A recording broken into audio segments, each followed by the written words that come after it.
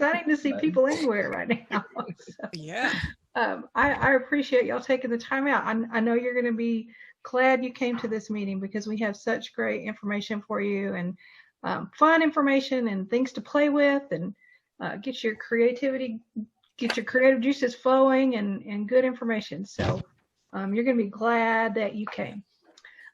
So welcome everybody. This is our first meeting of 2021 and we're thrilled you're here. The first thing I wanted to do is give an update on our anthology. Look at this. Wait, I have to share my screen. Hang on. I'm looking at this beautiful thing. This is, where are we? Here we are. Okay. Can y'all see that? This is gorgeous. Yes. Yes. Gorgeous Amazon Tornado Alley. So this is our anthology following our contest back in the spring and summer, Battle of the Bards. The top 20 entries into that contest went into this beautiful anthology, and KJ Waters created this cover with her from her book cover company, and we had a contest for that graphic on the front, and so that was the winning image, and then she put it together with this beautiful cover. And so the paperback has been available for a few weeks, and then the ebook just went live today. So you can buy the ebook, and we already have our first review. Y'all look at this. 5 stars, an embarrassment of literary riches. Let me scroll down here and see this. An embarrassment of, y'all, we are an embarrassment of literary riches. So Oh, wow. we are embarrassing. It's so good. It really is a great book though, and it's a ton of fun, and lots of diversity in the stories, and just a lot of fun. And some authors who've been published widely, and then for some authors this is their first outing, and they're all great. So check that out. You can get the ebook for $2.99. You can get the paperback for $11.99, I believe, and it is worth every penny. And leave a review if you've enjoyed it. It does mean a lot for sales. We can get better advertising situations with more reviews. So if you enjoyed it, pop over to Amazon. You just have to have at least $60 in purchases off of Amazon to be able to leave a review. So hopefully you've done that. We don't have it published widely yet. It is available as a paperback in other places. You can find it on, Barnes & Noble spots. But the ebook is to Amazon. So right now we're doing it and best royalties. All right. And next, so some of you who've been here for a little while remember that we had our officer elections in December, and so in November and December. And so Jan Lloyd is our director of programs. And so Jan, if you would give us a little preview of what we're going to be doing at the meeting next month, in the February meeting, please, ma'am. Guess I have to take. Oh, you're muted. It clicked back on to mute. There we go. There we go. There you All go. right. All Thank right. I double clicked, I guess. Next month, we are having Jeanette Johnson. She teaches creative writing and also English Comp and Research, the other classes, but she's from Germany. She doesn't write novels, but she writes songs and music, and she is from Germany. She couldn't speak a word of English when she came to this country. Her degrees are in English, and she teaches English at the college level. She told me the other day that even her German language has expanded because of her English language. So she's going to sing a song in German for us and just share a little bit about her creative writing process. Excellent. Excellent. That's going to be fun. Yes, it will be. She's dynamic, a very dynamic woman. All right. So y'all look forward to that. Keep coming back. So with that, we're going to go ahead and get started on this month's program. We put together this great program called Creating Visuals for Your Book Launch. A lot of us well, we were just talking before the meeting started about how everyone's doing everything online right now, and we live in such a visual society, and so artists always obviously worked in visuals, but authors are starting to do that too. And there's such a wealth of programs out there and help out there, but it's also kind of bewildering. And for those of us who are not graphic artists, it can be pretty overwhelming. So we've put together a great program today to help you learn where some of those sources are and learn how to use them. And so our first presenter today is KJ Waters, our very own president-elect. KJ Waters is the author of the #1 bestseller, Stealing Time, and short story Blow. In addition to her writing, she provides author consulting through her company, KJ Waters Consultancy. She does book covers through Blondie's Custom Book Covers, and you've already seen one of her great examples. And she co-hosts the popular podcast, Blondie and the Brit. KJ has a master's in business and over 18 years of experience in the marketing field. And she's going to start our presentation, Creating Visuals for Your Book Launch. Now, I need to share the screen again so you can see her presentation. Hi there, this is KJ Waters. I'm here to talk about creating visuals for your book launch. I'm going to start with kind of the bigger picture, and then we're going to narrow down into getting training on 2 different programs to create some visuals. So a little bit about me. My name is KJ Waters. I am an author and an author consultant. I have about 20 years of experience in marketing, and I have a master's in business. So, first of all, let's go very big picture. Humans are super visual. We have 50% of our brain is allocated to vision and processing visuals and making decisions and emotions and everything. So it takes up more space in your brain than any other sense or ability. It takes less than a second, 1/10 of a second, in fact, to process a visual scene and translate it into an emotion. That is really fast. This is something you need to keep in mind as you're creating visuals. That's about as long as you have to keep someone's attention. If they don't like what they see, they're going to keep clicking. Images create a visceral response. Visceral just means you feel it in your gut. It's like your lizard brain reacting to something. More than any other content, images evoke emotions. And if you can tap into your potential readers' emotions, they're much more likely to click on your book cover, become engaged with your ad, scroll through your website. So you can see how important the visuals are. They also sell. Emotions sell products. According to Psychology Today, neuroimagery shows that customers use their emotional brain rather than their logical brain when deciding on a purchase. It's the emotions you convey, not necessarily the product features, that sell. The other important thing to keep in mind is that your decisions happen in the visual cortex. The part of your brain that's processing vision is also part of the decision-making process. So the moment a reader sees your graphic, they're already thinking about what their next step is, and hopefully it's to buy your book. Strong visuals are very memorable, and if they can remember you, they'll come back to your site, they'll remember your cover.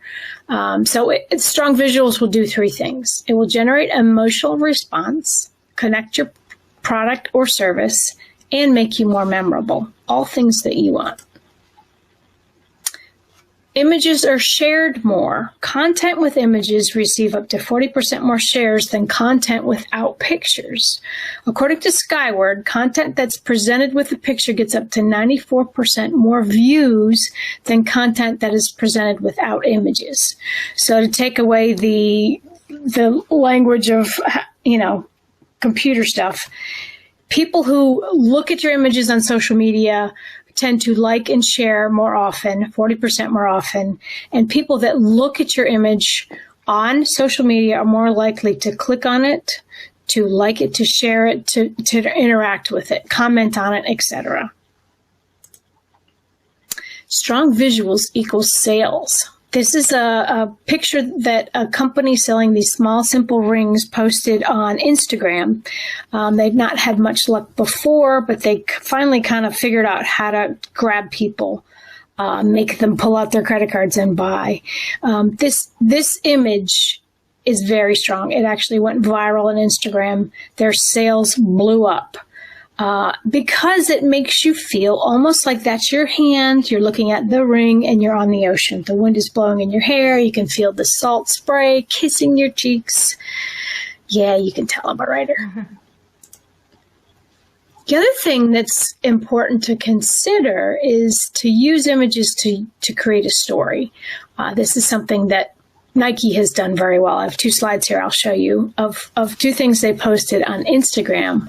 And these are a little bit different than selling a particular product. Let me read what I have up here on the screen. Visuals that tell a story create a strong brand awareness because you're attaching your product to a positive emotion and cause. Here's what they posted. In quotes, when we started to play, we were in elementary school. We must have been around 12 years old, and well, we're still together. Adelia. Meet Hoops Abuelas, a crew of 16 women proving the only number that really matters is the one on your jersey. Hailing from Ibiza, Mexico, the team has been playing since 1952 and credits their skills, values, and sisterhood for keeping them strong for the past 67 years. Now, there's not much emphasis on Nike in this picture. You can see the lady on the bottom left has Nike swoop on her shoes. I'm looking at the other shoes. I can't tell if they have it or not, but it's not about selling their product to you. It's about making you feel good about Nike, feel a connection to other people. Here's their other ad I loved. Look at this. Nike is so good at this. This picture just spoke to me because I love water. This is totally me. I would be under there too doing weird things and enjoying every second. But here's what it says. And this is a company called Binder is talking about who's really good at storytelling with their ads. Here's what they say. Each of their images is an intense experience and it tells the story of people challenging conventions, unleashing their inner strength, and finding togetherness through the brand defiantly and unapologetically. I put the link there if you want to read the full article. Here's what Nike posted on Instagram. When I'm swimming, I'm living in the moment. I'm mindful and just connect with nature. And that's the quote from Red Sea Citizen scuba diving instructor. And here's what they put with the picture. One dive and Naouf Al-Osami was hooked. Now she's an instructor, teaching women how to scuba dive and showing the world how to protect our oceans. Now, you see what they did there? First of all, I want you to notice how many likes I have. 533,000 likes. That's pretty good. Here's another thing. They're conveying their brand through this image, through the quote, and through their write-up. Their brand, and they've said it right over here, inner strength, finding togetherness, defiantly and unapologetically, all of those things. They have turned this image into a feeling about Nike. And again, they're not selling you the shirt. They're not making you buy the goggles. There is a swoop in there. You'll see the Nike swoop. But it isn't the focus of the ad. Okay, so now that we know how important visuals are and kind of there's ways that you can use it through storytelling or just strong visuals, we created this cover. Kim had asked to make it a romance since February is coming up, and you want to make sure that what you're posting connects to your readers who read your kind of book. So with a book cover, especially a website, you're trying to find your particular reader. And readers know instantly when they see their genre on a book cover, especially, they will click on it. They know what they're looking for. They have that 1/10 of a second where they understand emotionally. They feel like, yes, that's the book I want to read. So you want to find visuals that engage the readers, the particular readers you're looking for. So this cover, we're looking for romance readers. We have a woman smiling on the cover. It's almost like she's looking back slightly shyly at, her boyfriend or her new love interest. The cursive pink letters kind of puts you in that same frame of mind of romance. She's at the beach, the wind's in her hair. All these things are saying to the genre of romance, the pastel colors, the beachy look, the fact that there's a woman there, all of that is there to make you feel something, to pull the target reader in. So let's play a little game. I'm going to show you some images, and you're going to tell me the name of the genre and who the target reader is. So for this particular one, I will give you a second to type in the chat window. If you scroll to the bottom of your Zoom, a little window or little bar will come up and there's a chat. You can click on that and it'll bring up a little window where you can type stuff in. Type in the name of the genre you think this is and who the target reader is. And I'll give you a minute. Okay, so if you haven't figured it out, the genre is children's. Obviously, with the cute little teddy bear, you almost want to reach out and squish it. It's so cute. He's almost looking at you quizzically. Yes, I'm a giant child. I can't help it. I love this kind of stuff. And the target reader is a little bit different. You're not selling to the child. I mean, you want the kid to read it and like it, but the kid doesn't have any money. He's not buying your book. Your target reader is the mom, the dad, the grandparents, the aunts, and caregivers, people that are buying the books. So on that one, it's a little different. All right, let's do another one. This is definitely not for children. If you posted this in a romance ad, I don't think you're going to get a good response. Go ahead and type it in the chat window. This, my friends, is horror. Definitely with the blood and, you know, even the bloodshot eyes, the way they've used color. The only color in the entire thing is red, obviously. So the genre is horror. The target reader, I say that horror skews towards, you know, young adults, young 20s, mostly men, but a crossover into some women. It's a very specific group of target reader. All right, ready for another one?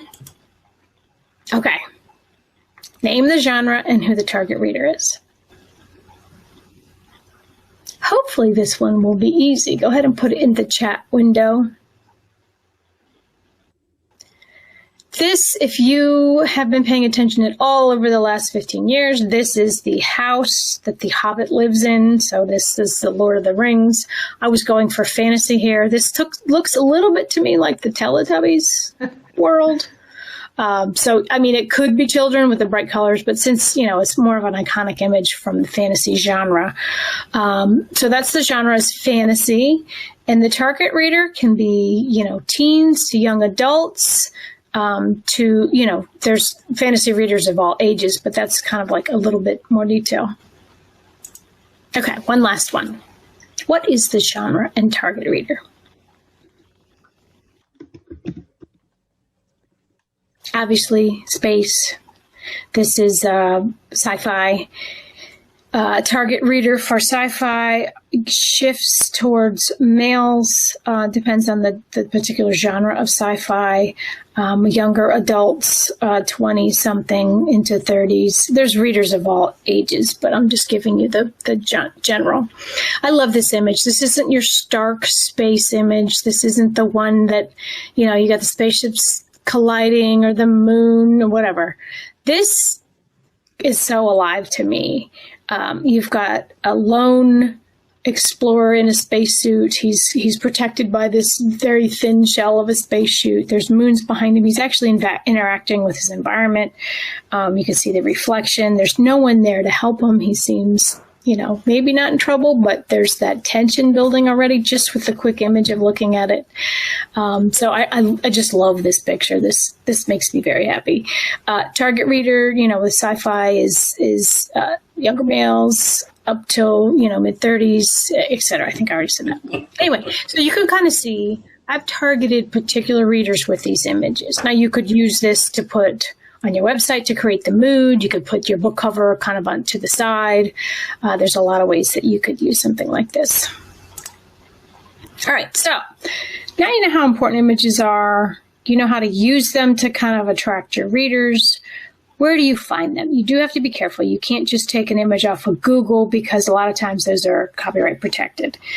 2 sites I use all the time. Every image I got on here was from pixabay.com. Pexels.com is there as well. They're royalty free. You don't have to pay anyone. You don't have to do anything. If you use it for profit, like on a book cover, some of them say if you can mention the author, the photographer, but not always. So it's simple. A lot of, if you Google free, royalty-free sites, you'll get a whole bunch that aren't royalty-free at all. So I would stick with these 2, or there may be some other ones that you find. If anyone has any, please feel free to share in the comments. But great images there, and you can always crop and edit and change them once you've downloaded them to your computer. Okay, so in summary, we're looking to use strong visuals for several things. One is to evoke emotions, which will get you more shares. It will encourage sales, it will build your brand, and it will reach your target reader. Very important elements, and I don't know, I guess people are in different levels of how much they like visuals, but I love visuals. I have to be in an environment either with a window or a beautiful picture or something. It's very calming to me. So you get people that, maybe don't have the same pull, but for me, even the folks that aren't super visual, you're still going to be able to evoke their emotions and pull them into your, book covers or websites or whatever you're using them for. Okay, so now I'm going to open up for questions. Kim will stop my video and then I'll be on live to. Oh, sorry, I cut you off just. It's okay. Anyway, you have questions for KJ? Oh, you've done such a good job. You answered a lot of questions just in your spiel that you gave. So yes, and I can see already how, I can strengthen some of my graphics for some of the things I'm working on now. So thank you very much. I appreciate your expertise. You're welcome. Some people are putting in the comments Shutterstock and some other sites. Shutterstock is great. It has great images, but you have to pay for them. They're not royalty free. A lot of times it's super complicated on Shutterstock and some of those other sites because they're like, well, for 15 credits, you can get this image. And then you're like, credits, and you have to buy like $200 worth and you've got credits. It's just super convoluted to figure out how much each image costs. So certainly if you're looking for something in particular, that's a great way to find a very specific image. But a lot of times I would highly recommend going onto the free sites first. A lot of times you'll be able to find it. What you can't do though is just grab it off of Google because they're actually going after people now. They have software that can find their image, even if you've altered the image, they can find it. And there are fines, $10,000 fines for taking images without approval. They actually have the Photographers Association of America as part of that, where they're helping photographers maintain their copyright. So you just have to be careful. You don't want to get into trouble with that. If you've got this great image on your cover and they catch you, you have to pull that image down. So you got to start over with your branding, buy a new ISBN number. Don't put yourself through all that. So go for something royalty free. Those 2 sites are great. There's probably some other ones, but just make sure that you read all the details. Pixabay and Pexels is royalty free, which means you don't have to pay for that, and they can't ding you for using it. So anyway, any other questions? I have a quick question. Yeah. So so how much of our image should be about what our book is about, and how much our image should be about attracting that audience? I think you can balance the 2. It depends on what you're doing. If you have a newsletter where people already know who you are and kind of what your books are about, you certainly can drill down more into your book. If this is their first exposure to you, I think the most important thing, whether it's using what the content is in your book or you're looking for your target reader, is to make that feeling. You're trying to create a feeling. So if your book has a certain tonal feeling, you can do both. Give the feeling to the reader. Sometimes it's subject matter. If you have a World War II romance or something, you want people that are attracted to that time period to be part of the romance group. So you'll get kind of 2 target readers in there. So you can do both. But the biggest thing is to make them feel something, the memorable and the selling, all those things. So find images. And to me, just like as visual as I said I find photography a lot more captivating than necessarily like hard graphics. And I think it depends. Like Kim's brand is, her covers are all the graphics and they've got the pastel colors. And I think for her stuff, it makes a lot of sense to continue with that visual of the graphics. My covers are more, one of them has a picture of a clock. So I think part of it is branding of how everything else you've done, how it looks. So you're trying to be stable with that, with the, your website and all those other things. So. Thank you. Hey, I got a question for you. Yeah.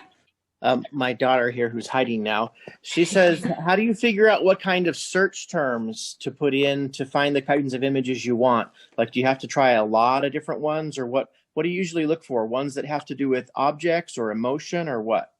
That's a very good question. If you go to Pexels or Pixabay, you can certainly, good question.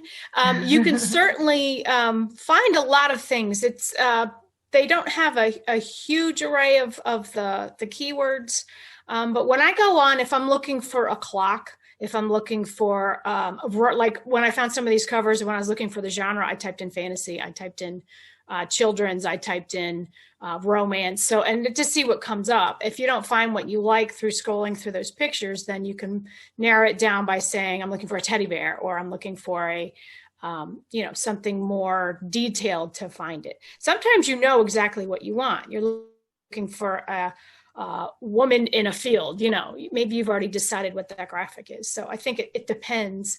I've had to do, for me, the most important part is being patient, because you're not just going to find that image right away. I spend a ton of time scrolling through, finding the image that gives me that feeling. And maybe I'll save a few and then go back to them and see after I'm done looking, which one actually speaks that what I'm trying to find out. Maybe it's a good idea to write down 5 feelings that you're looking for. What is it you're trying to convey before you start looking? And then before you're just captured by an image that you love, make sure it matches those 5 theme words that you're going for. I have a question. Thank you. You're welcome. Good question. I have a question. Yeah, Karen. So I write interracial romances and seasoned romances, among other things. And in searching for images, I find it impossible, I have to say, to find images of interracial couples and images of mature women who are not in their 60s and 70s. So if I'm writing about a 40-year-old or a 50-year-old and I put in mature, I get an old lady. And I'm not writing about an old lady. And if I'm looking for an interracial couple, if I put Black women in, it's funny. There are a couple of places where I put Black women and the first image that pops up is a white woman. And I'm like, wow.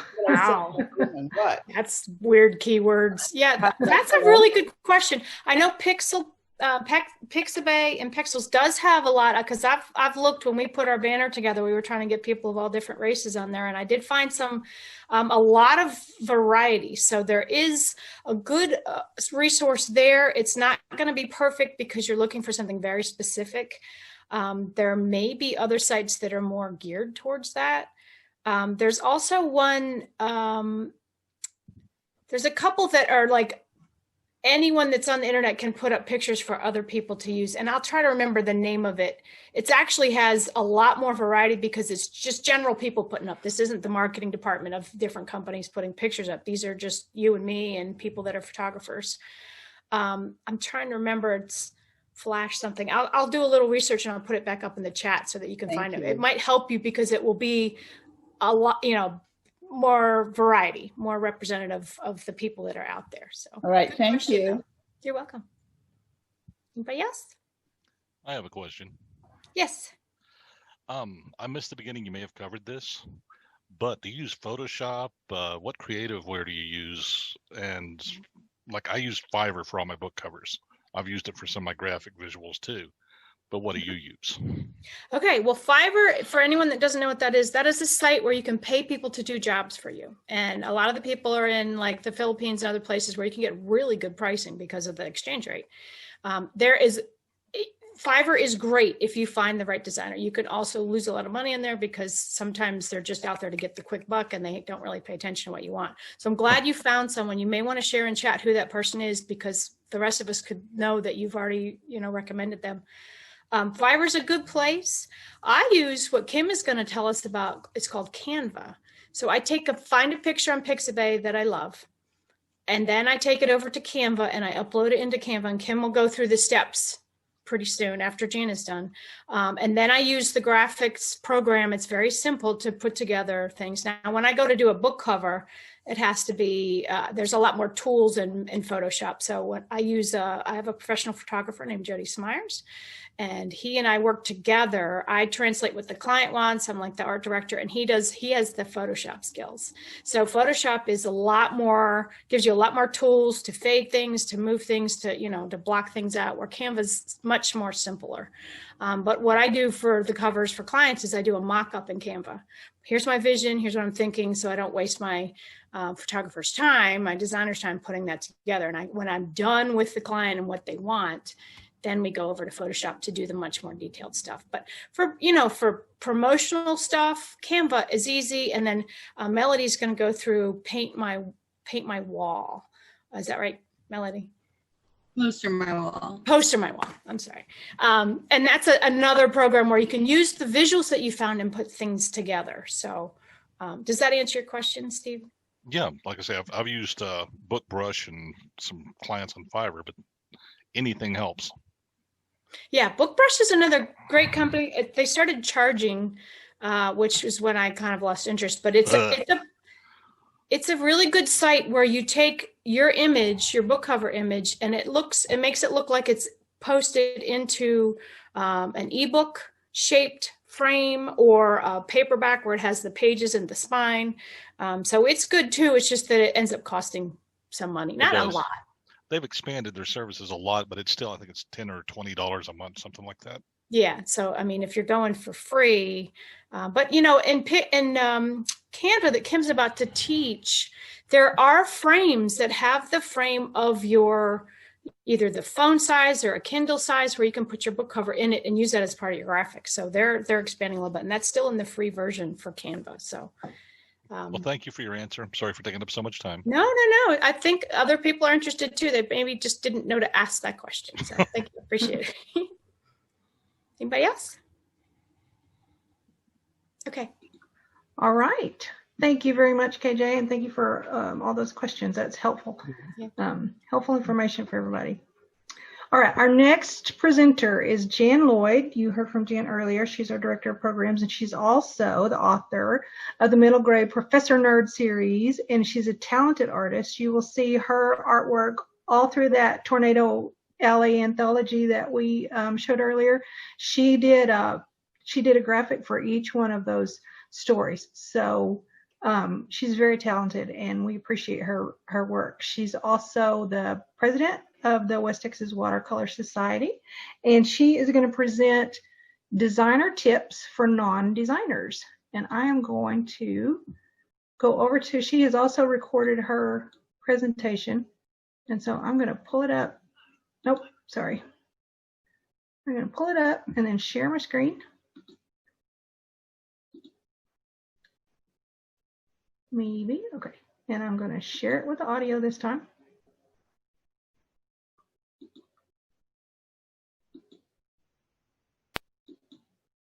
All right, can y'all see Jan? All right. I'm Jan Lloyd here. This short presentation is just to give you non-designers a place to start when thinking about things like book covers or your web page or Facebook pages or any advertisements at all for your books. Now, I'm keeping it very simple today, but here are a few things I wanted to share with you. So let's get started. Now, before we begin, I wanted to show you this promotion and marketing checklist that Barbara Brannon gave me, and she said use it and modify it, do anything we want to with it. So we'll have it on the site if you want to download it. But it's a checklist, and it's meant to be a checklist for all authors. It's got 13 categories in it of things that you need to remember to do before you launch your book. But I'm going to scroll on down here to section 5, And notice the collateral, swag, and signage. Things you also need to think about: business cards, flyer, bookmarks, posters, along with your book covers, things like that. Print media. If you are going to do an event, you want to have those things set out next to you too. I'm going to scroll back down to 8 now, social media, because that's what we're talking about more, I guess, today.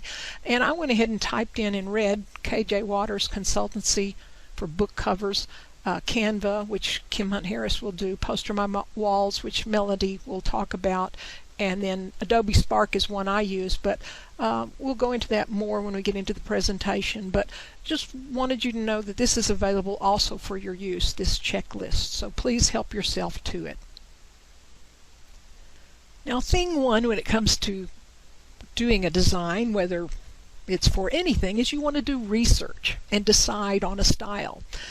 Now, this is always the fun step, because you can head for, in my case, it'd be the children's book section of the library, or do a web search, and I'll be showing you some examples of book covers that you like. Look at the ones you like and you ask yourself, well, why does that attract your attention, and would you want to emulate something in that in your own design? Ask yourself questions like these too. Who's your target audience? What's their age? What's the message you're trying to illustrate?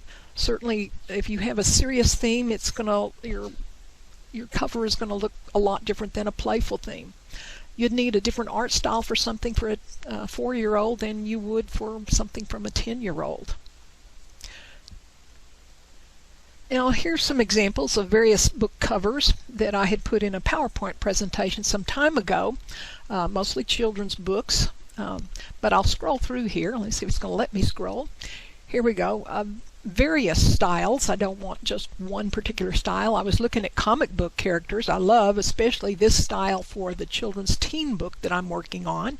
Let's go to the next slide. I've got some other painterly styles. We've got these fun things going on with the titles, with the little I guess curvature going on here. Let's go on to the next slide. Notice this, the Wizard of Oz, really huge lettering here. Of course, you can see the name of the artist or author very clearly too. And this is one thing that you will see, big titles. Almost all books have big titles. They also have large author names on there. Sometimes the author name is even bigger than the title. Later we'll talk about color theory, just a little bit about color, 1 or 2 slides on that, but also we'll talk about the rule of thirds that we have going on in these photographs. Again, comic book style is what I'm working on right now for my graphic novels.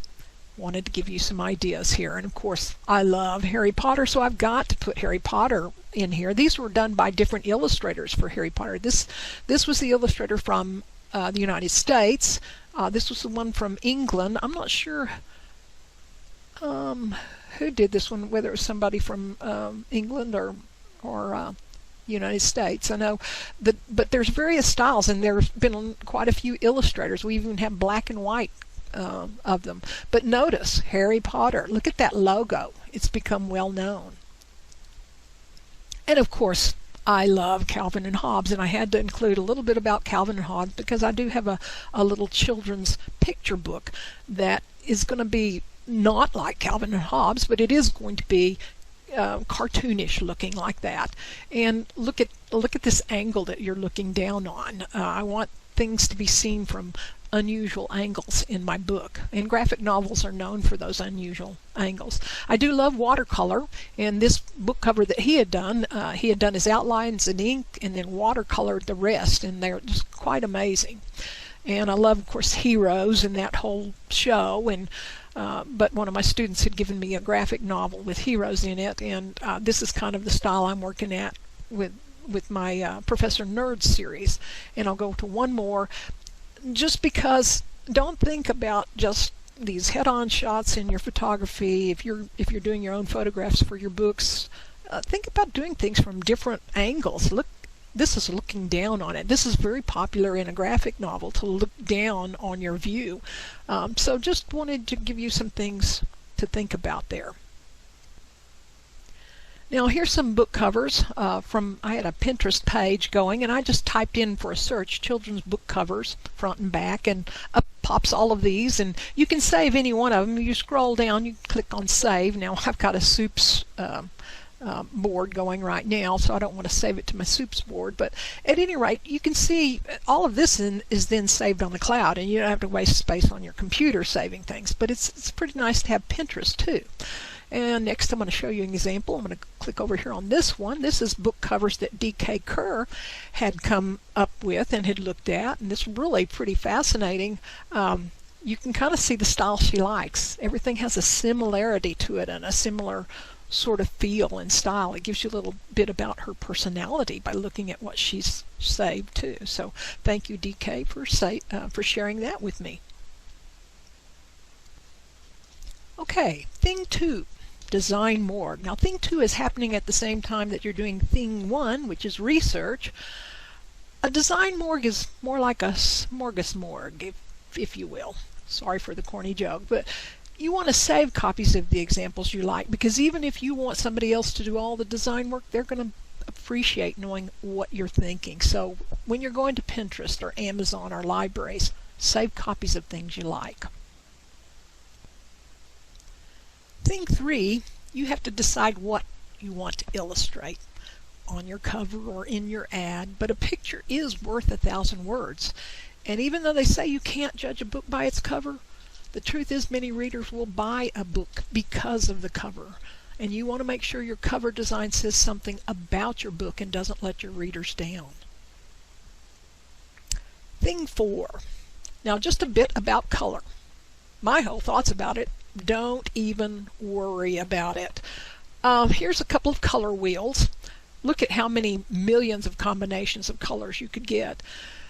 Some of you have heard, well, yes, but we must have complementary colors. Complementary colors is anything that's on the opposing side of the color wheel. For instance, if I were to have a photograph in my book cover that has this bluish green in it, I might want to put the title of the text in this red, a deep dark red, because it's going to pop out at you more, because it's a complement, because red with this blue green are complements to each other. You've got a warm color over here against a blue color, a darker red against, and you could even go a lighter blue too to help pop out those images. But that's not really so important. You see every color combination in nature, but the most important thing is value. Now, I'm not talking about the expense of a color. I'm talking about the lightness or darkness of it. If you've got a dark background image on your cover, pop it out with a lighter color font. Make it easy to read. And that's really all you need to know. Thing 5, rule of thirds. Somebody asked me to bring up the rule of thirds. It's not so important on web design or even on book cover design, because we have more of a symmetrical or a mirror image symmetry when it comes to book cover designs. But if you're a photographer and you're thinking of photographing for a competition or for even book covers, it's okay to take a photograph like this. You can always crop it and move it over in your space on your cover design. But a rule of thirds, if you were to take a tic-tac-toe board, and any one of these 4 points in that tic-tac-toe board where you've divided your image 3 ways horizontally and 3 ways vertically, if you were to put your point of interest, let's see if I can find my mouse again, I've lost it, here we go, in one of these points, you're going to have a much more dynamic design. The example over here is of the rule of thirds. Your photograph is over here. It's a much more interesting composition. As I was getting my presentation ready, my husband came in and he said, "Oh, are you doing a presentation on phallic images in nature?" And I said, "Well, of course I'm not. Why would you think that?" And then I realized, well, this was right off of Wikipedia. So get your minds right. Now that I've got everybody's attention, let's go to the next slide. See if we can go to the next slide. Okay, I'm clicking, but nothing's happening. Here we go. Thing 5, the rule of thirds, if you're using it on a book cover. Like I said, most book covers are more mirror symmetry, but this was a good example of using the rule of thirds. The image in the background, even though it's not a photograph, it is a graphic design done probably with Adobe Illustrator, but the image is over on one of those 4 points that we would say is our dynamic spot. And then of course they've moved the font and text around in such a way that that creates a lot of visual interest to it too. Finally, thing 6. You don't have to be a designer.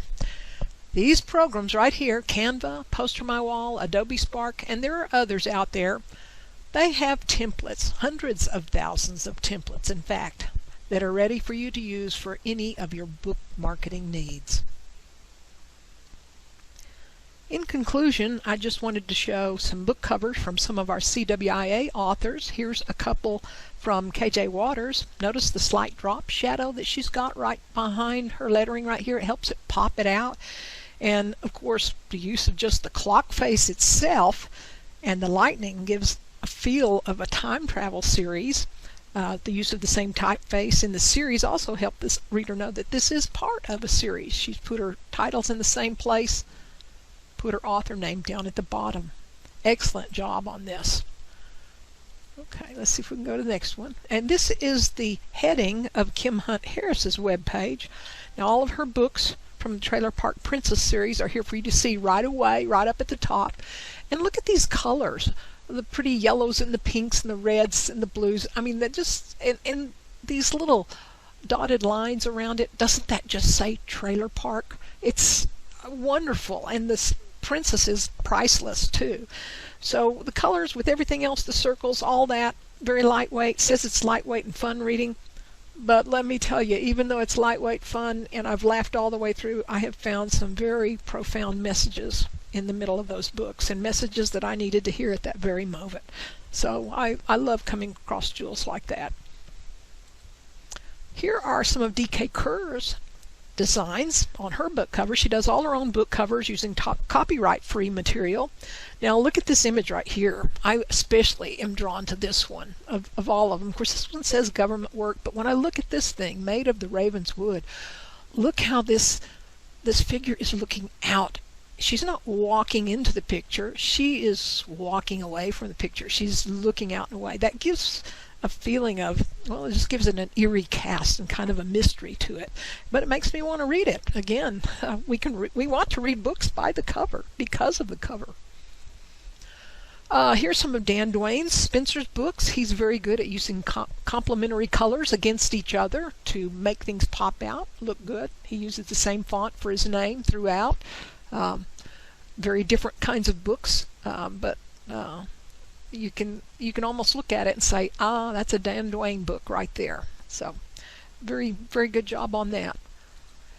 And then last one I've got to show is Mathis Rogers. He had put out 9 Halloween books just recently, remakes I guess, but using the same kind of Halloween-y font throughout the thing. Each of them kind of an orange with a darker red around it.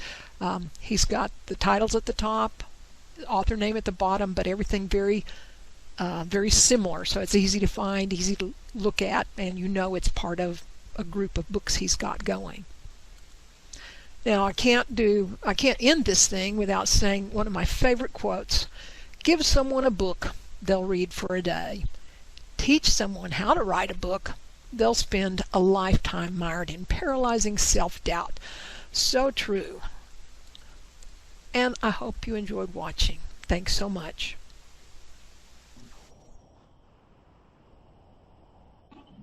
Thank you, Jan. Does anybody have questions for Jan? I have just a quick question. You talked a little bit about mirror symmetry in book covers, but I can't say I know what mirror symmetry is.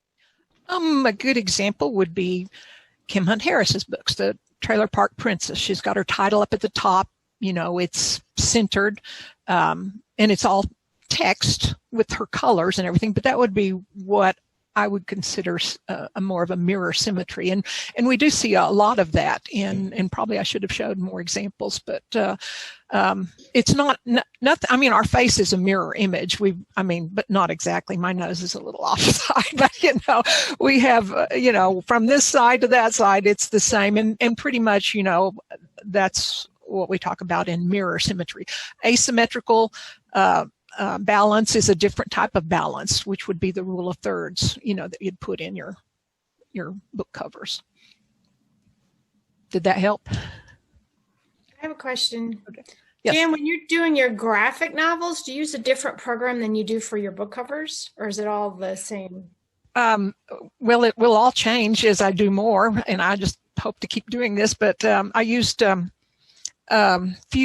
Fuse to create my characters, because you can then angle them there. It's a 3-dimensional animation program, and you can then put them at any angle and it becomes a graphic novel. I put those then into Photoshop, and then I use certain filters. After I've got them at the angle I want, then I use certain filters to give them that outlined look. Then of course, for my first one, I took that and then projected it and did watercolor paintings on top of it and did my own ink outlines. But I may go straight with computer in the future, but I do love my watercolor. So if I have the time, I'll always do the watercolors. Great. I want to tell everyone too that Jan has done a few blogs. Her pen name, as we would say, is Jazz. So if you go to our caprockwriters.com site under blog, there's been several things. Jan, didn't you do one on Fuse? And there was another one on Fuse. Yeah. Yeah, she did a whole series on how to create the character movements that she was talking about, the positioning. So if you want a quick lesson on that, go to the blog. There's a step-by-step with images that gives a really good description.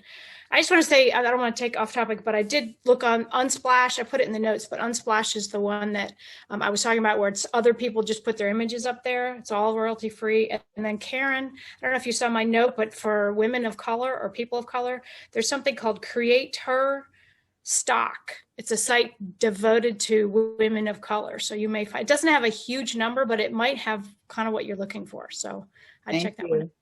You're welcome. I'm sorry, I didn't mean to derail Jan's questions. No. Does anybody else have questions? I just want to make sure people got that. All right. Well, if there are no more questions for Jan, or if you think of some, then just put them in the chat, and maybe Jan can just keep an eye on that. And we're going to move on to our next presentation. Melody McLaughlin. Okay, Melody. McLaughlin? McLaughlin. Okay, thank you. But I answered you.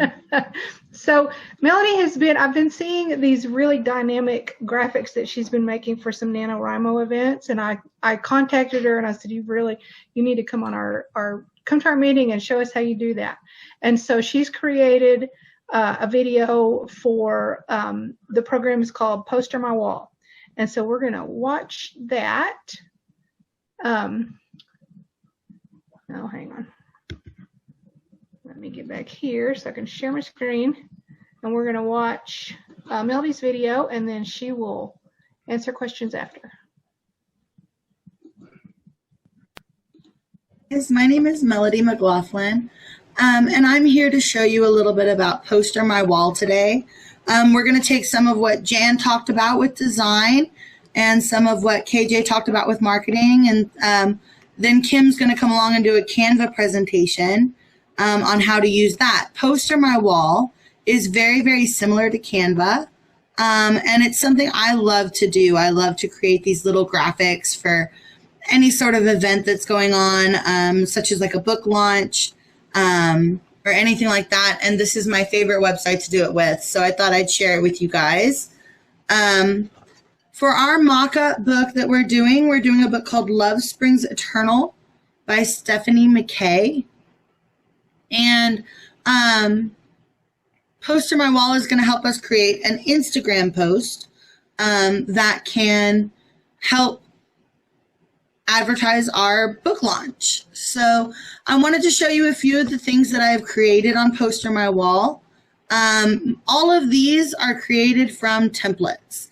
So you'll see a lot of them are kind of animated, like that one there animates. You can put in custom recordings. You can really just create anything. It is so much fun to use this website. I love the animation. I love the stills. I just think they're all really cool. Real fast, also before we get started, I wanted to show you when you go to create a design, a little pop-up window will come up and it'll say browse templates. If you type in book covers into that search box, you're going to come up with, let's see, 4,400 plus customizable design templates for book covers. And so that's a really fun way to kind of play around with what you want your novel to look like, the kind of the feel you're going for. Remember, Jan says we need to keep in mind who our target audience is and what the feel and the mood of our book is. We want to use that color theory and really work on like where we're drawing focus and being really intentional about who we're talking to when we create any kind of ad. Another special thing to keep in mind for Instagram ads is either on Instagram or Facebook, just keep in mind that you only have people's attention for the time it takes them to scroll past your ad. So just, you know, you want lots of images, lots of color, lots of things that are going to make your audience go, I wonder what that's about. Maybe click on it and get some more information. So for this mock-up, Love Springs Eternal that we're doing, we've kind of decided on a theme of like traveling and adventure and romance, very beachy vibes, lots of, you know, with the coronavirus going on, everyone wants out, out, out. So, so for my Instagram post, I think I'm just going to type in beach and we'll see what comes up. Now, it's going to come up with all these results that's just based on, you know, everything from flyers to magazine covers to Facebook stuff. I mean, you can see, you know, this would make a great flyer. This would maybe make something great on Facebook. But because we're looking for Instagram, we really want those images with incorporated text, maybe somebody can process in just a few seconds. So if you come over here to this side, if you'll look at where the yellow circle is, you'll see where it says browse by size, and you can do all flyers, posters, digital signage.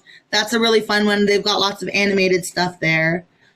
Zoom backgrounds, menus. I mean, you can do anything. Kindle and book covers, business cards. So, and it's got all those sizes kind of pre-done for you. So for mine, I can do either an Instagram post or a story, but I think I'm going to do a post. That sounds pretty fun to me. And, you know, this one keeps popping up with this lovely lady in the sun hat at her summer beach party. And I just think that's pretty cool. I think that would grab my attention if I were scrolling down an Instagram page because it just looks like a lot of fun. So we're going to click on the image, click Customize Template. It's going to take just a minute to load. And then when it loads up, it'll look just like it did in the picture. Some things to realize are, you know, these little blue squares that you see these blue outlines? Those are all the groupings that Poster My Wall has already put it in for. So I'm doing a book launch, not a summer beach party. So I'm going to go ahead and I'm just going to click on that. Sometimes you'll get this message, this item is locked in place, and you just click where it says unlock it. And you can move it all around if you want to keep the text or change the text to something else. Or, of course, you can just click that good old-fashioned delete button and get rid of it completely. The way I usually go through these templates is I go through and just strip them down to their basics because, you know, I love this beach. I love the way the palm trees are coming in. I don't necessarily want her in it, I don't think. Oop, this item's locked in place, so we'll unlock it. I like this wood paneling, so I think I'm going to keep it. And I'll just move it down here. And then by the time we get it all stripped down, it's going to look pretty much like this. And so once you have this, you can start doing things like adding your photos. So say I wanted to put my book cover on there for Love Springs Eternal. I could just kind of click it and it would show up on there. It would let me upload any image I wanted. I could make it big. I like it in this white box right here. That looks pretty good. But, you know, it's in front of where all my words are going to go. So I'm going to come over here and I'm going to click Send Backward. And what that does is as you click it, you may have to click it a couple times for anything to happen. because it is moving it backwards. It's just not showing you. As you can see, it's sending it behind all my other images here. And so, see, I can bring that palm tree in front of it. I can bring the sky in front of it. Don't want to do that. I like it in front of that palm tree. Yeah, I like it about like that. And then if I come back over here on my left-hand side of the screen, I can do things like add text. I can add either plain text, which comes in so many different fonts, guys, like so many. I can double click on it, type whatever I want.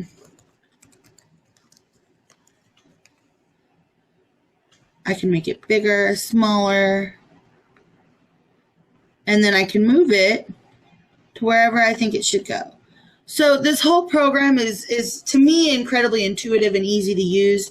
If you mess up, there's a little undo button and a little redo button up here. So you can kind of play with that and see how things look in different spots. You know, this doesn't look quite finished to me, so I'm going to add like some clip art.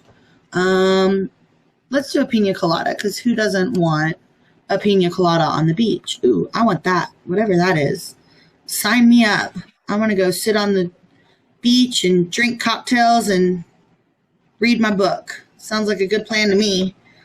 So, and then let's see, let's add some fancy text for, I don't know.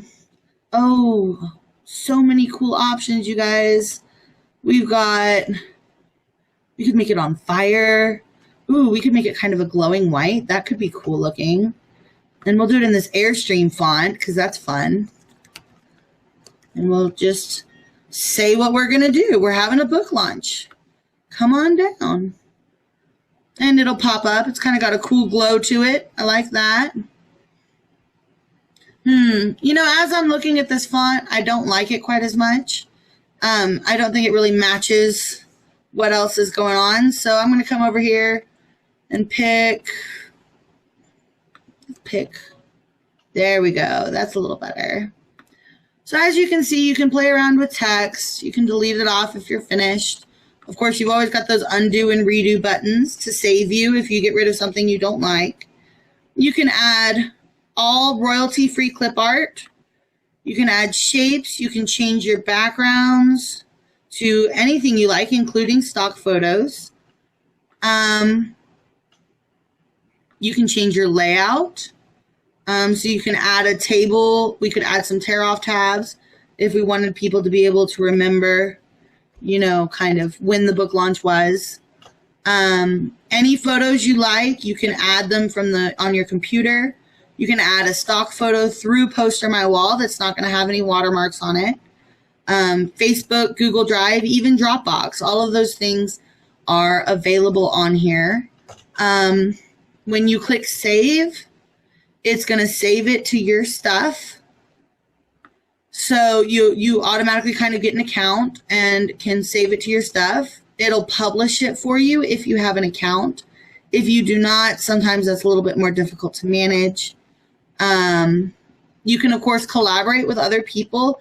Again, those things are more if you have a premium account, but you can always resize your design and then, of course, download your design free. You have a basic image, which is going to have your watermark, or you can pay $2.99 and it will send you printed items or online use without that watermark. It saves as a JPEG file unless you choose one that has animation. Let's see if we can find one that has animation. And then it's going to save as an MP4 file. So you can always take a still of that. Like this is a one that I had created previously. That is an MP4 file because it's got this cool like snow kind of thing going around. I've got the first 21 seconds of it. You can see the watermark is not very prominent there. And so, and then of course you can always go back and re-edit anything that you've created. This one is Find Your Escape with our book. Gosh, it's taking forever to load because of Screencast-O-Matic. Some programs, you know, they slow down your computer terribly. Poster My Wall is not one of those. but unfortunately the recording software I use is. So you can see that, you know, all of this stuff is grouped together. All of it's very easy to use, very easy to move around. If you have any trouble with it, feel free to email me. My email is melodymclaughlin92@gmail.com. I'll be happy to help you with any of it. And at the end of the day, you can see I've got some fancy text here with the when and where information. I've got my book launch by Stephanie McKay for Love Springs Eternal. And I've got this really neat design that I can just download and post on Instagram, post on Facebook. I can print it out and use it as a flyer. It's all already sized so that it's viewable on your phone or on a computer. This is a really fun way to play around with what you want to design and what you want, what mood you want your book to have. You can, of course, take it to someone to show them what you're thinking of. There's a lot of really fun stuff you can do with it. A lot of times if you search, you can find really neat photos like of beaches and romance and all kinds of cool stuff that you can use in your advertisements. If you can't find anything there, you can always, you know, go and create something or find something on Google Images and import it. There are a lot of really neat options for how to use this and how to create these really cool graphics. So yeah, I hope you guys enjoy playing around with Poster My Wall. You can find all kinds of cool stuff. So go out there and have fun with it. Design something that looks amazing and then send it to me so I can brag on you. Job. I loved it. And I know so much more about it. I've already when I talked to you a long time ago about Poster My Walls, I started using it, using the very basics of it. But now I know so much more. So thank you very much. Very fun. I didn't do terribly much into the animation stuff, but there is, you know, it's just so much fun to go in there and play around with the program. And for a lot of people, I know it can be really intimidating. They're like, what if I break it? What if I mess it up? It's just impossible to mess it up because you got those undo and redo buttons. I think everyone should go play with it. I think it's so much fun. So does anyone have any questions? Yeah, I have a comment, not a question. One thing you didn't click on was the media button there. And I did find under there are some songs in there. So if you are making a deal where it's graphic and you want music with it, you can add that in there too. And of course, whenever you click on the song itself, it starts playing it and then it has a voiceover. So you have to purchase the songs that they put in there. But you can, if you have your own music that is royalty free, that way you can actually put those in your little videos also. So how cool. Really cool. Yeah. All right. I have a question. Great job, Melody. That was so informative. I love how you took step by step. It looks really easy. I love all the options. I do have a question though. When you download the video, is that part of the free plan, or did they put something on there where it has, like, I don't know, does it have their logo or whatever? How does that work? So, yeah, I just went on it for a second. When you download a video, you get the first 21 seconds free, and it'll have a little banner at the bottom that says created at Poster My Wall. Gotcha. But if you pay the $2.99, you can get one-time use of that video. You get more time for the video, and it doesn't have that banner. And then, of course, you can always sign up for a membership, and then, you know, it's going to be without that banner all the time. So, but I've been pretty impressed. I haven't noticed their banner to be particularly invasive. Yeah. Yeah, it's not intrusive on your post. Oh, I have no idea. I'm a fan of that free stuff. Yeah, exactly. Melody, we live in a day where we really don't gather together like for your book group, your book launch. Is there a way to put hyperlinks on those? Good question. Yes, you can put links on those. Over on the left-hand side of the screen, if you go down the options, you can actually put like a hyperlink in there. Yeah, I can put together a little something and show you how to do that. Okay, so I could use it for advertisements too, and then hyperlink it back to, say, KDP or Amazon.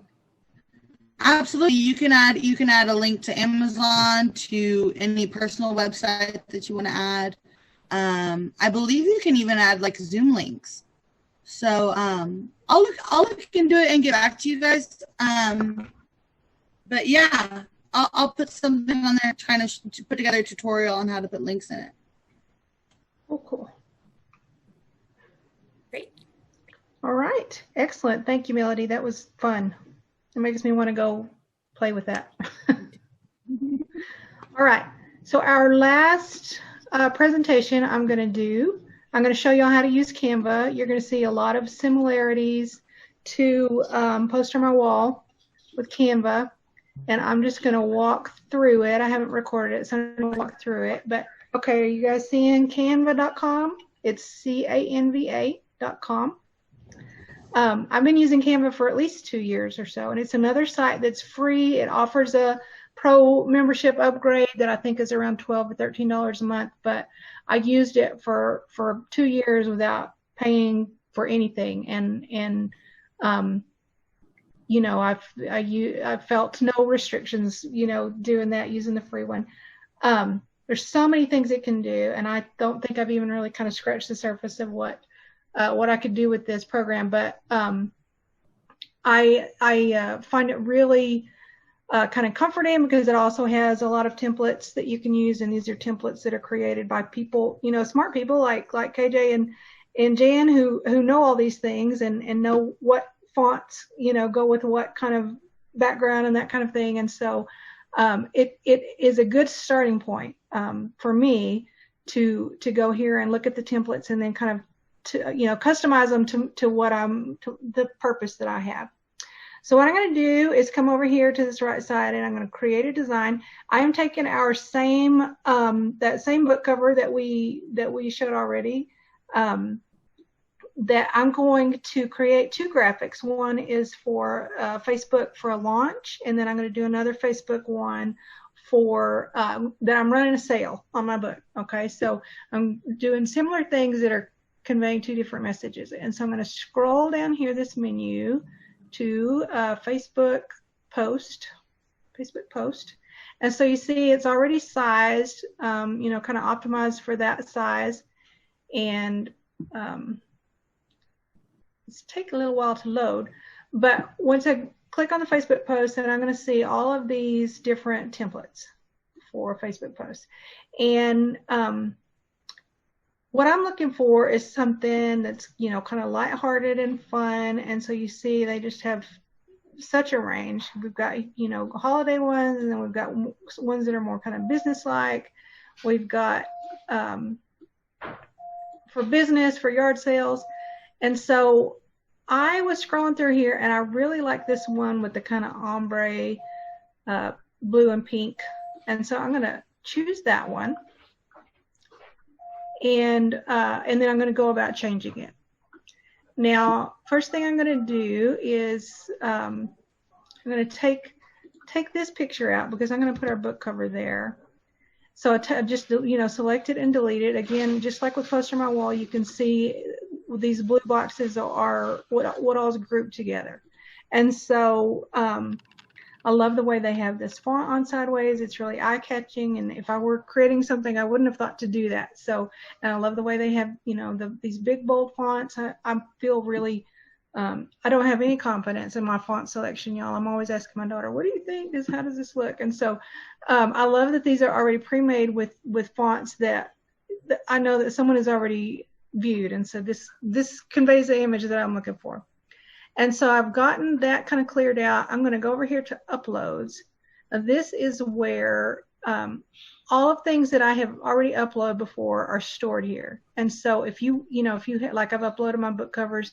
If you want to upload something, you just click on this upload media and choose where you want it. If I've got it stored on my computer, you know, find it and upload it. And then it's there in my upload section to use whenever I want. I've got all kinds of things here. I've got the Caprock Writers logo, and I've got, you know, pictures from previous events and things that I use to create visuals for those. So I'm going to grab my book cover here, and I'm going to move it over here. I'm going to tilt it a little bit because I like to do that, and size it. So I'm going to bump this up a little bit because I don't like my fonts going over my pictures, and you know, and then you could just play with it.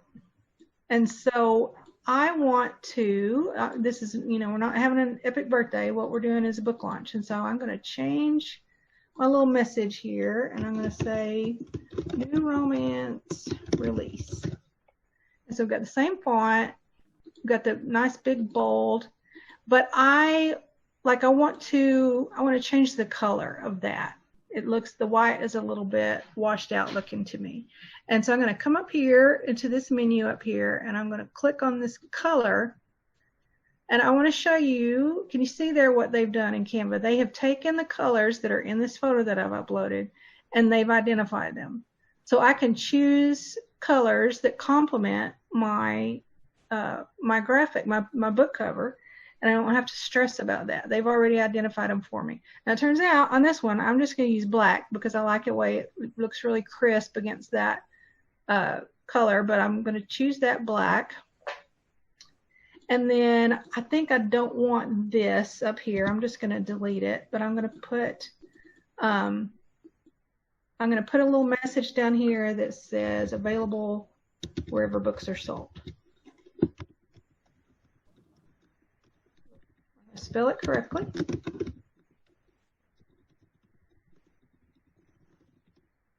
So I've got my little message there, and I can increase that. It's, you know, it's a little small, and I need to space it out a little bit so I can. So I'm sorry, I did that really quick. So you've got, you know, your menu up here where you can adjust things, and so it makes it super easy to play with. So I'm getting closer. It's still a little plain though. I think I don't want it too busy, but I want something else on it. And so over here on the left again, under the uploads, we've got photos, we've got this little menu called elements. And this is where you have all kinds of little fun things that you can put. So, you know, there are lines, there are shapes, there are different frames that you can put. You see we've got little snapping hands, snapping fingers, and you see there where it says free. This is, all of these things are free. Some you will run into some things that you have to pay for, but there are many different free things that you can add. So I found these cute little starfish that I want to add. Just around, you know, just kind of place them around the edges, and I'm gonna resize them, and I'm gonna copy, and I'm gonna copy and paste so I can add 3 or 4 down here and just kind of spread them around. I'm going to add a few more over here.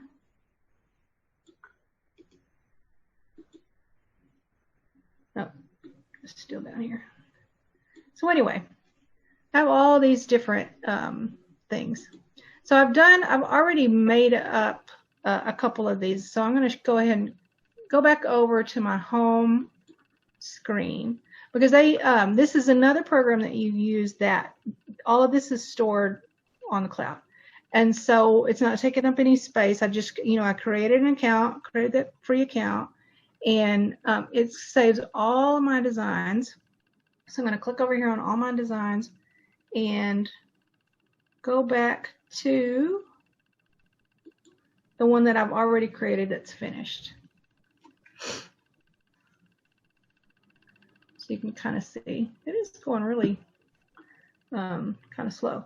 Oh yeah, I forgot about this. So we have this little tagline that KJ developed: adventure, freedom, and a smidgen of lust around the edges. And so I thought that was a really fun and evocative little tagline, and so I wanted to make sure I included that in all of my graphics, because that's a fun thing.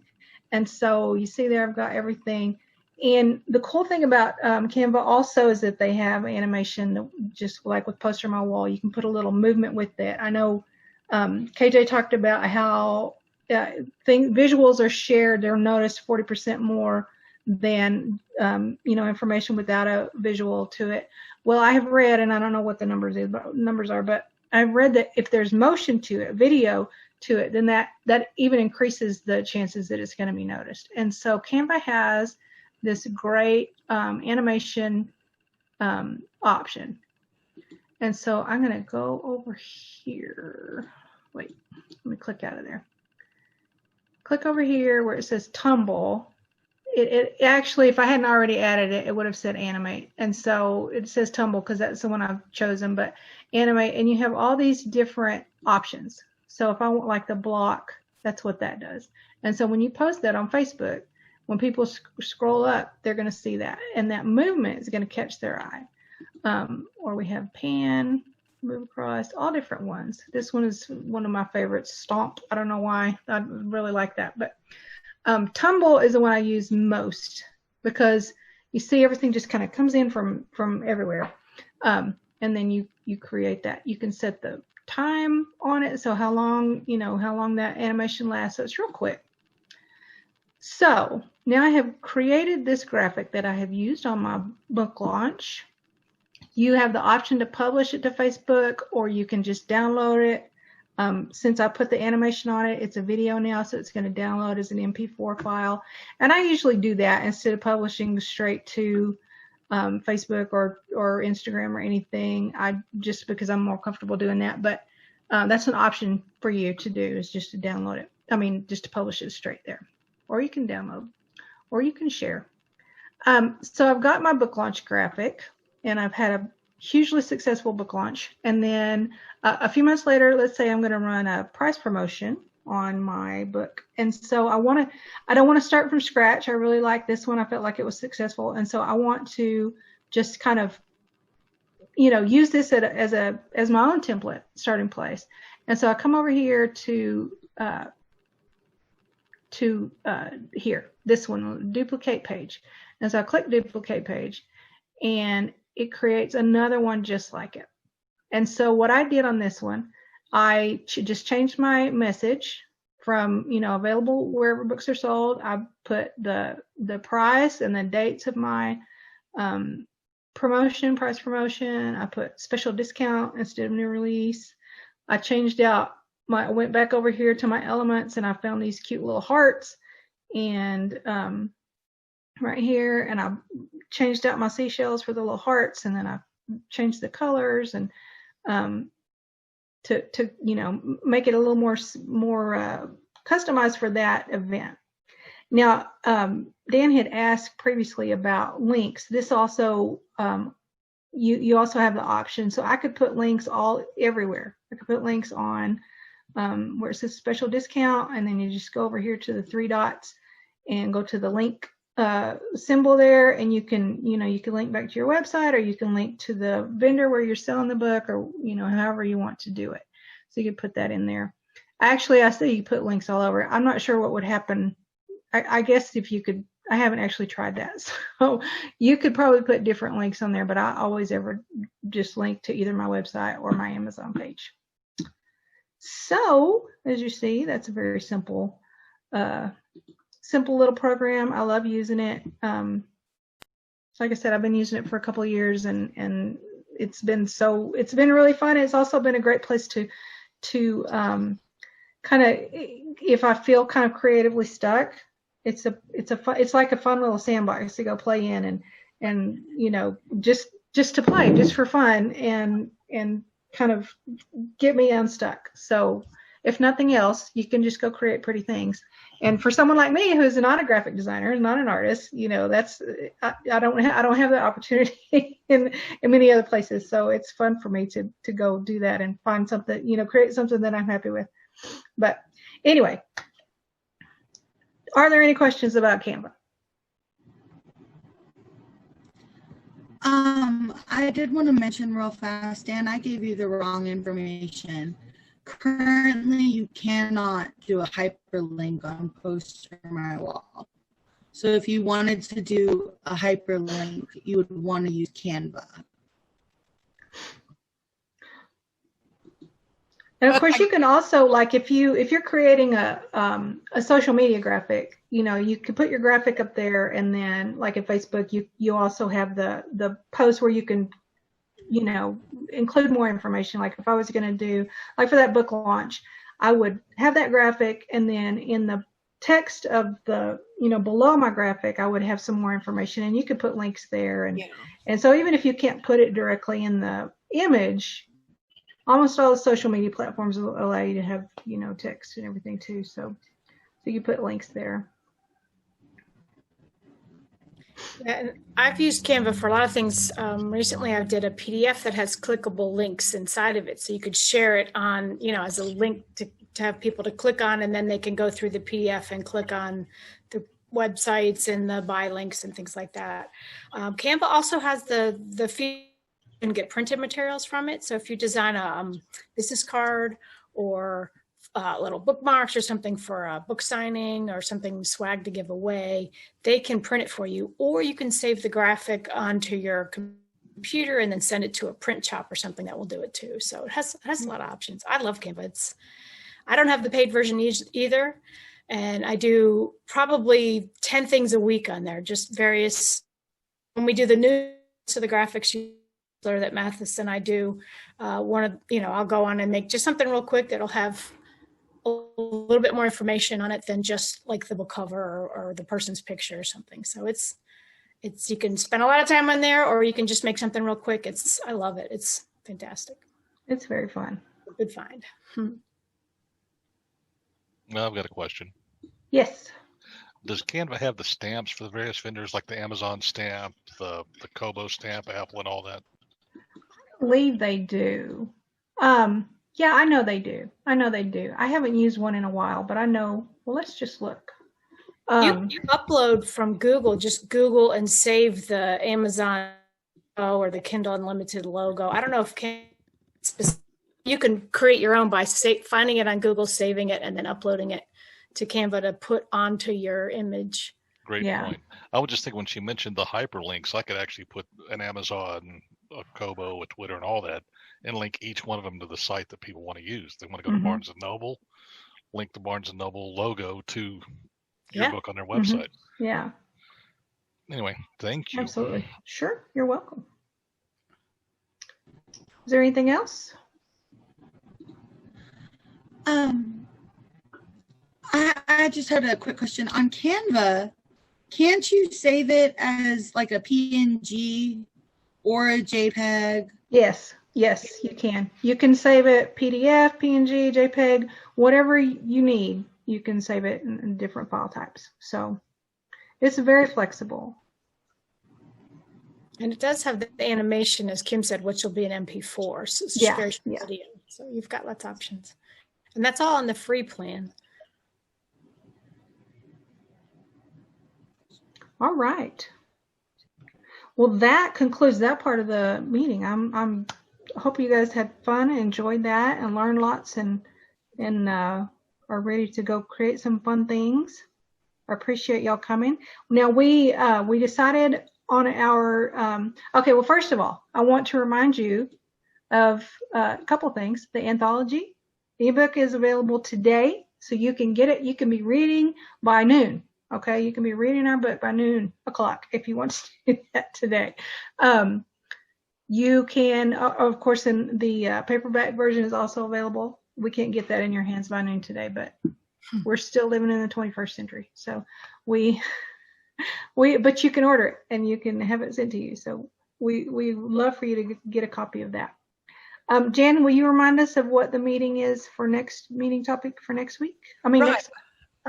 For next month, Jeanette Johnson, she is a singer-songwriter. She's going to sing one of her German songs and talk about a little bit about her creative writing process and her creative writing class. So she's a dynamic woman. She was leader of Clovis Leadership last year. And so she'll bring some of that dynamic personality of hers with her. So I'm looking forward to visiting with her again. We'll look forward to that. So you guys, we're going to be on Zoom again. We're just probably going to be on Zoom for a little while longer. So come back for that, and we still be able to see each other that way. So we decided last year that what we wanted to do is start closing every meeting with good news, with your celebrations, writing, artistic celebrations, achievements that you want to brag about. So now is the time. So unmute your microphones and let us know what you've done that you want to celebrate. I'm sorry? Okay. So unmute your microphone and let us know what you want to celebrate, and we will celebrate with you. I'll just celebrate something. Debbie Ware and I are working on, for the first time, on a novel together. We did this for NaNoWriMo, but it takes place in the year about 10,000, somewhere around then, Castle Days and stuff. And so it's been fun to work with somebody else. I've never written with anybody else, and there are some things that I would not let anyone else touch, but this is something that I trust totally with her to work with me. And we do have a great working relationship. Debbie and I worked together at Clovis Community College many years ago before we both retired. And so it's coming along very nicely, you know. So I'm celebrating that with her, and we hope to finish it this year. That's the hopes. So we work on it every day, and we Zoom with each other each week to make sure we're still on track. We've got a real good outline, but the outline changes all the time. And I was even telling a group the other day, yeah, Debbie will put things in there, and I'll think, I never even considered that before. And I think, yeah, I like that. That's really cool. So how fun. It's like opening up a new avenue of your creativity to work with a partner. It definitely is, and I would recommend it to anybody. It's quite fun. How cool. She gives me the ideas and says, well, I'm sort of envisioning this, this, and this. And so then I take it and I run with it. And then I add my little bits to it too. So so you just kind of, each one pushes it down the road a little bit further. Yeah. And how cool. How fun. We grab things off of the outline and, I want to write on this part. So that way we're not overlapping, but sometimes we do overlap. And you know what? During the editing process, we'll get that all figured out. So, you know. I overlap with myself all the time. So, yeah. Yeah, me too. All right. I want to tell y'all, Stephen has put in the chat, Brian Cohen, Amazon ads for authors course starts on Monday. And as he said, Amazon ads are confusing sometimes, and so that's a great way to learn how to manage that if you want to advertise your products on Amazon. Okay, can I share? Yes, absolutely. I didn't know there was going to be sharing, but I'm glad there is. So I've had a really hard 14 months, starting in November 2019 when my mother died unexpectedly. Oh. And then 5 months later, my dad died. Oh my goodness. So for the last 14 months, it's been pretty hard. But I've kept writing because that's been my salvation, actually. And I'm writing with a partner. And in December, I wrote a 45K novel in 3.5 weeks. Don't ask me. Wow, that's amazing. Yeah, way to go. Very good. I made a plan that I wanted to publish it on the 12th day of Christmas, which is January 5th. And I published it on the 12th day of Christmas. Awesome. All right. Tell us about it. Tell us the title. Hold on 1 second. Okay. I'm going to read you the little tiny blurb because it's easier that way. Oy. Thank you. So here's the little blurb. It says, being forced to spend Christmas away from home isn't Raffaele Buonarroti's idea of a good time, until he literally bumps into Sarah Jameson and suddenly Christmas is looking up. But how will he get more with her than the few days he'll be in the States? Sarah is a divorced mother of 3, still friends with her ex, and finally ready to date again. But is she ready for Raffaele? After all, he's from a whole other continent, and they'll just be together for the holidays. And he's her ex's friend, which could get awkward. Should Rafe and Sarah try for more than Christmas together? So that's the blurb. Oh, that's very intriguing. It sounds fun. And it's an interracial story, obviously. He's a big businessman and very wealthy, and she's a palliative care nurse in a nursing home.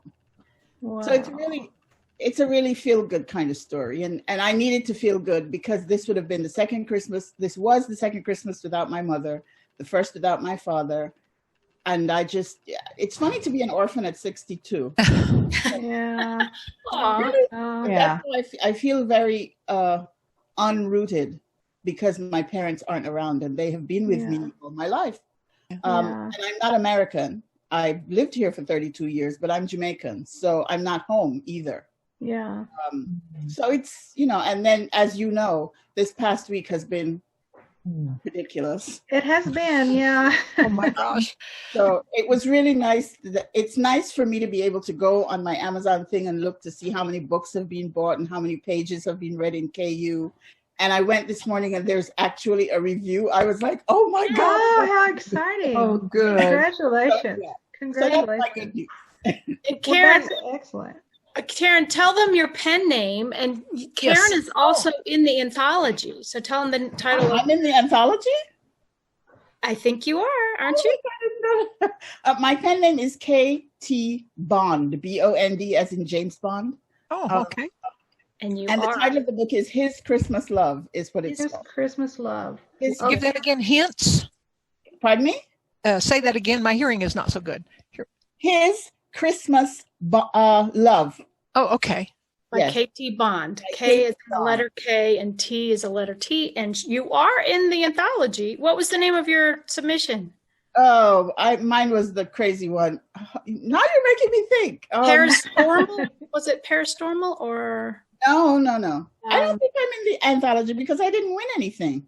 You're in it because we did the top 20 and I put that thing together and I know I read your name in there. And I'm the one with the mine is the story. Oh, Jesus. Hold on. Now you're going to make me go into Google Docs. I wish I'd remembered it because when we read it the first time, we didn't have names, and I thought I knew which one was yours until it revealed, and I was like, "Oh, that wasn't hers." It's about the English guy who doesn't know some of the lingo for tornado. Oh, right. Yes, I love that. Threshold. Threshold. What? Threshold. There you go. That's the story. I got it. So you're in the anthology. In the anthology. Oh my God. Yes. So I want to tell all the authors that are in the anthology, go onto your Amazon Central page and claim Tornado Alley as your book. It will give you a look for the graphic of the paperback. That way, if you can put back up on the screen the Tornado Alley. If you go there and claim your book, John Brock did, and I did as well. If we've listed you, we tried to list all the authors. There were 22, so it was hard to get everyone. There's a limit on Amazon, but as many as I could, and I did it in order of how you ranked. If you go to the Amazon Central and claim that, your name will appear. Scroll down just a tiny bit, Kim, underneath the cover. Oh, here. Follow the. Yes, Okay. You'll see who's claimed it, and John and I claimed it. And so if you're in there and we're able to get your name as the top, I think it was 15, your name will show up on the side too, so people can follow you on Amazon. If you don't know how to claim it, I'm going to put together a little something in our newsletter on Author Central and give you a little step-by-step so that you can go in there and claim it. That will give your name and all the other books on Amazon a little bit of a boost of people looking at this page. So we want to do as much as we can to help you all and help ourselves as well, because people that buy your books, when they see that you've got this book on there too. And Mathis just put up in the links, the link to your book, Karen. Oh, it's Christmas Love, and there's a link on Amazon. So thank you. You're welcome. How cool. How cool. So yes, and if you are in the anthology, you get a free copy of it. So email Caprock Writers. Gmail. caprockwriters@gmail.com, right? Did I get it all? Okay. caprockwriters@gmail.com, where you want your copy of the paperback to be sent to, because we're mailing those out. So that's one of the perks of being in it. So claim that prize, okay? And if you're not getting our emails, we have been sending emails to all the authors in there. Karen, I suspect that you're one that hasn't. Look in your spam folders and the other folders in your email from Caprock Writers, and then move us or accept us as not spam and move us over to the one that you see more. If it's Gmail, it's primary, so that when we send out emails, you'll get them. Sometimes we get put down further and people don't see them. So we want to make sure y'all are keeping in touch with us and get to enter any of the contests that we do, because we want to keep doing this. And I was just thinking that I could offer some of the ebooks as prizes for, because I'm trying to build my brand and get people to follow me, and when you give books, people will pay attention. And since I'm in this, I can give this away as well. It's not a romance, but it's something I've read. They might like it, and they'll get to meet 19 other writers. So that's exactly right. That's probably what the rest of the people in the anthology would love it if you did that. Oh, I am going to do that. And I think that's a good point. I mean, there's one of the things, the way that you sell books is, like Karen said, is reviews. So I would love to offer this up to anyone. If you want to share your book with other people in Caprock Writers, get some free books and leave reviews so that we can all be, first of all, you'll get to meet another author in the group and learn what they write about. And second of all, we're supporting each other so that if we can boost each other's reviews and, read each other's books, that's great for all of us. That's kind of why we set this all, or Kim has continued the setup of this group so that we can have these connections and help each other. That's very exciting news. I'm glad you told us about that. Yes. And I just love that you found some kind of stability and focus on the future after that difficult time. And so I love that you did that, and I wish you much success in that. And more luck. Yeah, and I liked your word salvation, that writing gave you the salvation. So good choice of words for that. Steve was saying that he just released his audiobooks. Yeah, Steve, tell us. Excellent. Steve, are you still on? Yeah, I'm still on. Yeah, tell us. Just have to get my headset set right. I started publishing year before last, September of 2019. And almost a year to that date, I got contacted by Tantor Media, and they wanted to buy the rights for my first book. And I told them I wasn't really comfortable just giving up rights to one book, because then I'm going to have people wondering where the rest are. And so they came back and they offered me a deal for the first 3 books. So book 1 is now out. It's available everywhere. I'm real impressed with Tantor Media. It came out in November. Book 2's in December, and book 3 will be in February. They're urban fantasy with kind of a Viking flavor. Not everybody is going to like them. I've heard it called Valhalla Noir because the first book had kind of an old 60s detective vibe to it. So a little bit sexist for today's market, if you know what I mean. I like the title more. So are they under your name? Yeah. It's Steve Curry. The first book is called Austin Weird, WYRD. So it's kind of a play on the whole keep Austin weird words with the little Viking flavor thrown in.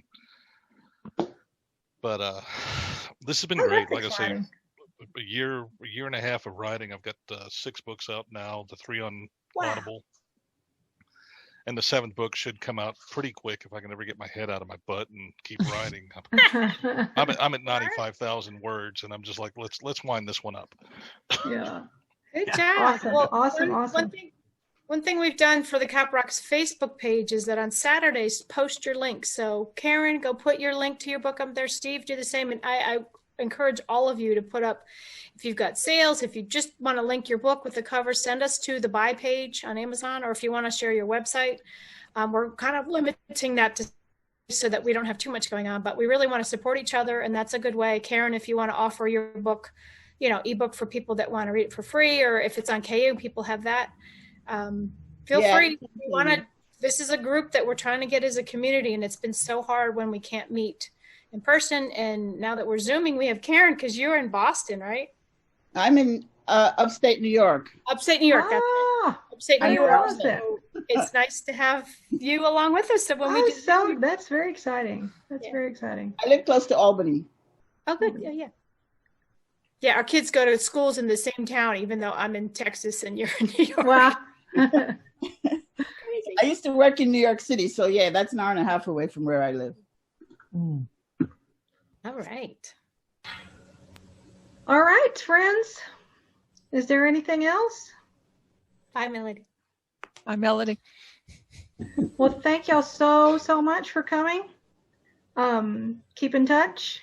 keep writing, and we will see you next month. All right. Sounds good. Bye-bye, everybody. Bye. Bye.